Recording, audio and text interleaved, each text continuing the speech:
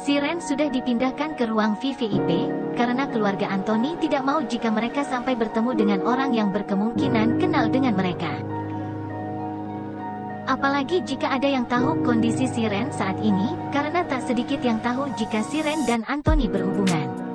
Nenek dan kakek Siren juga sudah datang. Tadi mereka sudah dihubungi oleh kedua orang tua Anthony bahwa Siren sedang dirawat di rumah sakit. Mereka sekarang sudah duduk bersama di dalam ruang rawat Siren. Ini ada apa sama Siren? Kenapa dia sampai dirawat begini? Dari semalam kita mencari Siren yang pergi tanpa kabar, ucap Nenek Misty sambil menatap Anthony yang sejak mereka datang tak berani menatap. Raka dan Sarah saling menatap sebelum menjawab pertanyaan dari Nenek Misty. Raka menegakkan duduknya dan menatap kakek Pandu yang sedari tadi diam dengan tatapan yang sulit diartikan. Siren. Raka perlu menarik nafas terlebih dahulu sebelum melanjutkan hamil. Apa-apa? Nenek Misty terbata saat mendengar apa yang diucapkan Raka. Siren dirawat karena tadi pingsan. Dia mengalami dehidrasi karena muntah dari kemarin dan belum makan apapun. Dan saat dibawa ke sini dokter menyatakan bahwa Siren hamil. Begitulah yang Anthony sampaikan kepada Sarah. Jadi sekarang Sarah menyampaikan hal yang sama kepada nenek dan kakek Siren. Kakek Pandu menatap Anthony dengan tajam. Jadi siapa yang harus bertanggung jawab di sini? Sudah pasti Anthony yang menjadi ayah dari anak yang dikandung Siren, bukan? Nenek Misty merasakan dadanya sedikit sesak mendengar kenyataan ini. Dia memegangi dadanya untuk menetralkan detak jantung yang terasa tak beraturan. Kalian sampai sejauh ini? Tanya Nenek Misty dengan nada lirih, syarat akan kekecewaan. Sarah memutar bola matanya sekilas. Ini semua bukan hanya salah Anthony. Kalau Siren gak mau ya hal seperti ini tidak akan terjadi. Lalu sekarang harus bagaimana? Kalian sudah mempunyai solusinya bukan? Kakek Pandu bertanya kepada orang tua Anthony, karena dirinya seperti sudah tahu akan seperti apa akhir dari percakapan ini. Intinya Anthony tidak bisa menikah dalam waktu dekat, kuliahnya belum selesai. Siren juga masih anak SMA, bahkan dia masih kelas 11, ucap Raka. Dengan melirik sekilas Siren yang masih tertidur di ranjang pasien. Siren memang masih sekolah dan anak Anda yang sudah membuat cucu saya sampai hamil bukan? Nenek Misty merasa tak terima dengan ucapan Raka. Sudah saya bilang, ini semua bukan cuma salah Anthony. Jika Siren pandai menjaga diri ini, semua pasti tidak akan terjadi. Sarah menatap sinis Nenek Misty. Gampang sekali Anda menilai Siren seperti itu. Siapa tahu Anthony yang sudah memaksa Siren untuk berbuat lebih. Nenek Misty sekarang menatap ke arah Anthony yang hanya terdiam menunduk di pojokan sofa. Tidak mungkin anak saya memaksa Siren, bahkan cucu Anda dengan sukarela pulang sekolah langsung ke rumah kita. Lalu siapa di sini yang terlihat murahan? Ucap Sarah dengan tajam menghakimi Siren. Jaga ucapan Anda nyonya. Cucu saya tidak murahan. Nenek Misty merasa tersakiti cucunya dibilang seperti itu. Halah, sudah, bukan waktunya untuk berdebat. Raka menyuruh istrinya untuk diam. Jadi apa solusinya? Tanya kakek Pandu kepada Raka.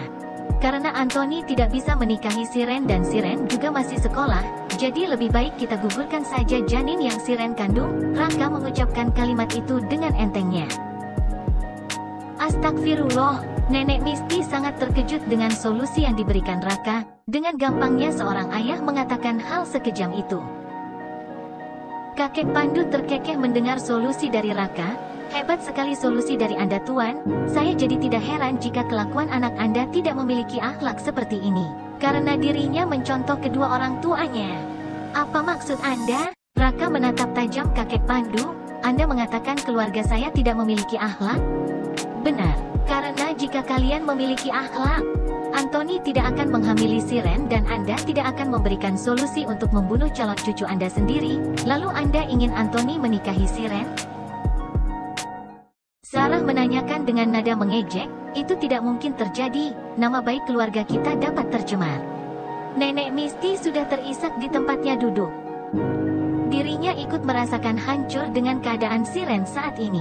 Saya tidak akan meminta pertanggungjawaban dari anak Anda, karena saya tidak ingin cucu saya mendapatkan suami dan keluarga mertua seperti Anda, ucap kakek Pandu tenang. Sombong sekali Anda, ucap Raka meremehkan. Tapi jika itu yang Anda mau, saya tidak masalah. Yang ada saya malah bersyukur jika Anda tidak meminta tanggung jawab dari Anthony, masa depannya tidak akan hancur dengan menikah dini dengan Siren.